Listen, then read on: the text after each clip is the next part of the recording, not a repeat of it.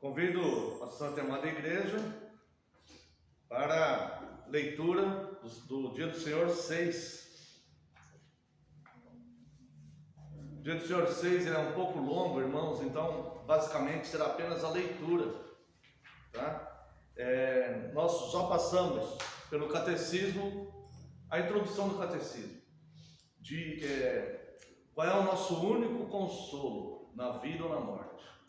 Nosso único consolo na vida ou na morte é saber que não pertencemos a nós mesmos, mas pertencemos de corpo e alma ao nosso Senhor Jesus Cristo. Então, seja o que for que aconteça nas nossas vidas, acontece com a permissão daquele a quem pertencemos e aquele que nos ama com amor incondicional, a ponto de dar a sua vida por nós.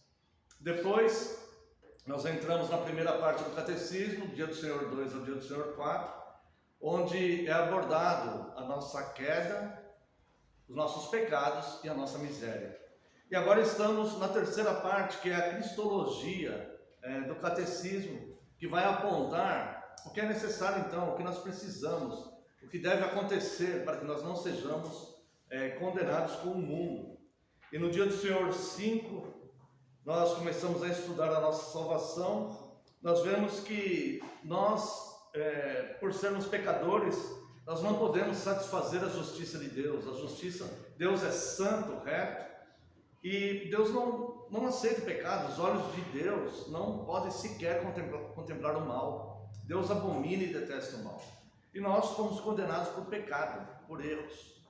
Então, nós começamos a observar no Dia do Senhor 5. Obrigado, Deus abençoe.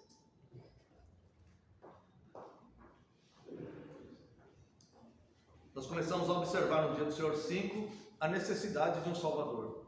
Vimos que para satisfazer a justiça de Deus, não pode ser um homem já condenado por um pecado, nem mesmo um bebezinho, porque já nasce em pecado. E nenhum homem, mesmo que não tivesse pecado, conseguiria suportar a ira de Deus na cruz contra o pecado de toda a sua igreja. Também vimos que nenhuma outra criatura pode satisfazer isso por Deus, satisfazer isso por nós, satisfazer a justiça de Deus. Nenhum anjo, nenhuma outra criatura também pode satisfazer. Então, vemos que existe a necessidade de um mediador e de um libertador, que seja um homem puro, sem pecados, para pagar pelo mal que os homens cometeram, mas também que seja 100% Deus, a ponto de suportar a ira de Deus contra o pecado da sua igreja, que foi a ira manifesta em Cristo na cruz do Calvário. E o Dia do Senhor 6, então, ele aborda, eu vou comentar apenas duas respostas brevemente, porque ele é um pouco mais longo, tá? Mas eu creio que a resposta, as respostas às perguntas, elas vão satisfazer os irmãos. Pergunta 16. Por que tem de ser um homem verdadeiro e justo para satisfazer, a justiça de Deus? Resposta. Tem de ser um homem verdadeiro porque a justiça de Deus exige que a mesma natureza humana que pecou pague pelo pecado. Tem de ser homem justo porque alguém que por natureza já é pecador não pode pagar pelo pecado dos outros. Pergunta 17. Por que ele tem de ser ao mesmo tempo Deus verdadeiro? Resposta. Ele tem de ser Deus verdadeiro para que, pelo poder da sua natureza divina, possa suportar em sua natureza humana o peso da ira de Deus e conquistar e restituir para nós a justiça e a vida. Quero fazer um pequeno parênteses aqui, por isso é muito importante a observação da doutrina, irmãos, da união hipostática de Cristo. Cristo é 100% homem e 100% Deus. Se não fossem esses dois elementos, não haveria a salvação da humanidade. Então rejeite todo o ensino que diz que Jesus não é 100% homem, ou que Jesus não é 100% Deus. Tá? Essas duas naturezas fazem parte de Cristo. Deus, de procedência do Pai, o mesmo que o Pai, tá? E homem, gerado pelo Espírito Santo, mas concebido pelo Espírito Santo, mas gerado num corpo humano, gerado num corpo Tá? Então, Jesus Cristo é de fato 100% Deus e 100% homem. Por isso, ele conquistou na cruz por nós expiação e propiciação. Cancelou os nossos pecados e apaziguou a ira de Deus com o pecador, né? Com cada um de nós. Tá bom? Pergunta 18. Mas que mediador é este, que ao mesmo tempo Deus verdadeiro e homem verdadeiro e justo? Resposta: o nosso Senhor Jesus Cristo, o qual se nos tornou da parte de Deus sabedoria e justiça, e santificação e redenção, conforme vemos em 1 Coríntios capítulo 1, verso 30. Então, veja que essa ação, ela é totalmente divina em nosso favor, né? O nosso Senhor Jesus Cristo, e aqui está o versículo de 1 Coríntios 1,30, o qual se nos tornou, tá? Da parte de Deus, sabedoria e justiça, santificação e redenção. Então o homem, ele não tem justiça própria, tá? E até mesmo para a santificação e para a salvação, que é a redenção, nós precisamos dessa ação de Deus, porque o homem estava morto em delitos e pecados. Quero convidar os irmãos apenas a leitura de um versículo aqui, a primeira carta de Paulo a Timóteo, capítulo 2, verso 5.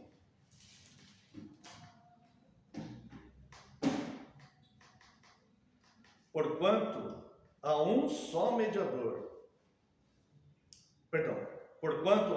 Deus e um só mediador entre Deus e os homens, Cristo Jesus, homem.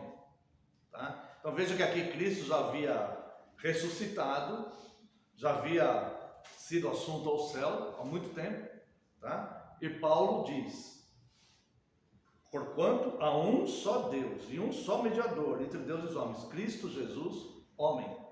Tá? Ele não perdeu a sua natureza humana. Também quero aproveitar aqui, estamos em 2 Coríntios, né? Ver o 3,16. Tá? Isso aqui provavelmente era um hino que a igreja cantava no século I.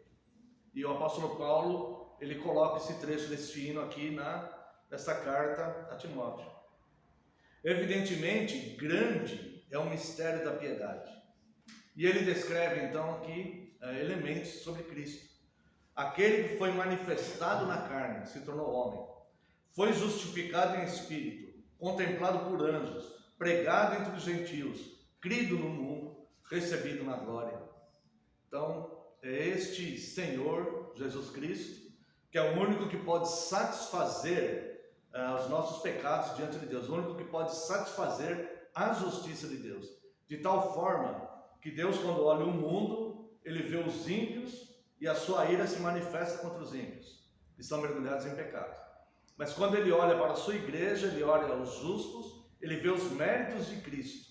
É como se nós não tivéssemos cometido pecado nenhum, porque Deus, ele vê os méritos de Cristo em nós, tá? Os méritos de Cristo escondem os nossos pecados, dizendo assim para uma forma para compreensão, né? É como se os méritos de Cristo escondessem os nossos pecados dos santos olhos de Deus. Então Deus olha para o mundo, vê filhos da desobediência que estão aguardando a ira, e a ira será manifesta, tá? E quando Deus olha para a sua igreja santa e imaculada, né? Deus vê os méritos de Cristo em cada um de nós. Então ele não vê os nossos pecados, ele vê os méritos de Cristo. Há uma substituição aqui, tá? Pergunta 19. Como você sabe disso? Resposta: pelo Santo Evangelho, que o próprio Deus revelou pela primeira vez no paraíso. Isso aqui, primeira vez no paraíso, convido os irmãos aqui, ó, é Gênesis, é porque é conhecido, né, como proto-evangelho. Gênesis é a primeira pregação do Evangelho, tá? Está aqui em Gênesis 3,15. Porém, inimizade entre ti e a mulher, entre a tua descendência e o seu descendente. Este te ferirá a cabeça e tu te ferirá o calcanhar. Então aqui é o proto-evangelho, tá? Quer dizer, o início da pregação do Evangelho. Pergunta 19, né? Como você sabe disso? Pelo Santo Evangelho que o próprio Deus revelou pela primeira vez no paraíso, conforme lemos. Depois, ele o proclamou pelos patriarcas e profetas. e o prefigurou pelos sacrifícios e outras cerimônias da lei, e finalmente o cumpriu por meio do seu único Filho. E eu quero convidar os irmãos, né? Ela termina, o Dia do Senhor 6 termina aqui. Eu quero convidar os irmãos para a leitura de Atos dos Apóstolos, capítulo 10, verso 43.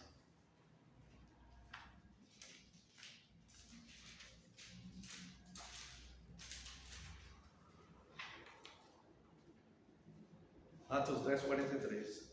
Dele, todos os profetas dão testemunho de que, por meio de seu nome, todo aquele que nele crê recebe remissão de pecados. O alvo da profecia, irmãos, o alvo da profecia era Cristo, né? Cristo é o centro da profecia. E aqui existe uma afirmação, tá? Que todos os profetas, né, dão testemunho de que por meio do seu nome, todo aquele que nele crê recebe remissão de pecados.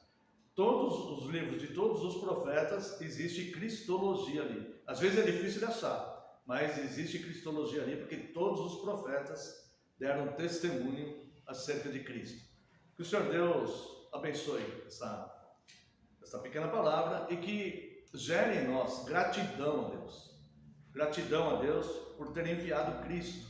Gratidão a Cristo por ter se esvaziado da glória de ser Deus e ter vindo sofrer, né, neste mundo tenebroso para salvar a sua igreja. Tá? Que a gratidão seja um motivo de nós cultuarmos a Deus e nós seguirmos seus padrões.